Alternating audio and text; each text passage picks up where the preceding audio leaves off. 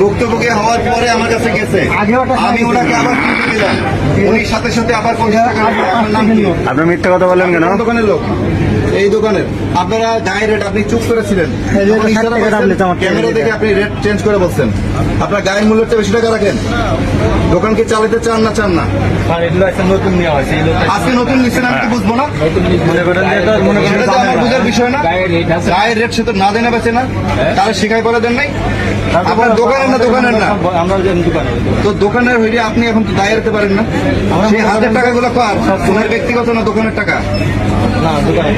তো 5 টাকা করে বেশি বেচতেছে উনার কি গাড়ি কয়টা মাথা? মালিকের অনুমতি ছাড়া কি করতেছে?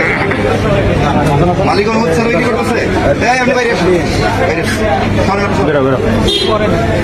সে কি একা চাইলেই কোনো কিছু দাম চাইলে 15 টাকা বেচতে পারবে? তাহলে বছর 5 টাকা কম করে বেচতে পারবে মালিকের অনুমতি ছাড়া? তাহলে মালিকের অনুমতি নিয়ে 5 টাকা বেশি বেচতেছে। আসলে আপনার নাম কি? হ্যাঁ মারুফ, আপনার নাম কি? হৃদয়। আপনার 5 টাকা করে বেশি বেচতেছেন গায়ের মূল্য হচ্ছে, আপনি জানেন না মূল্য? সেটা আপনার অনুমতি ছাড়া 5 টাকা বেচতেছে না, যে চুপ করে 5 টাকা বেশি বেচ। 2 বার উনি কিনে নিয়ে ঘরে খাওয়ার পরে আমার কাছে অভিযোগ দিচ্ছে, আমি ওনাকে নিয়ে আসছি। কেমনি আমি নিয়ে আসছি? উনি সামনে বিক্রি করছে, আমি পিছনে দাঁড়ানো। সে তো স্বীকার করতেছে আপনার অনুমতি ছাড়া বিক্রি করছে। দোকান চালাবেন না বাতিল করে বন্ধ করে দিব?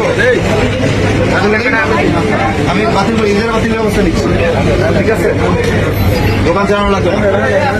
আপনারা গায়ের মূল্যের চেয়ে বেশি বিক্রি করা যায় না, জানেন এটা? আপনি অবশ্যই জানেন। তো এইখানে বসে কেন বিক্রি করলেন? এত সহজ হয়ে গেলেন কেন? এখন জেল দিই আপনাদের, আর দোকানটা বন্ধ করে দিই, ভালো হবে? এই জিনিস আর দেখবো না স্যার, কখনো হবে না।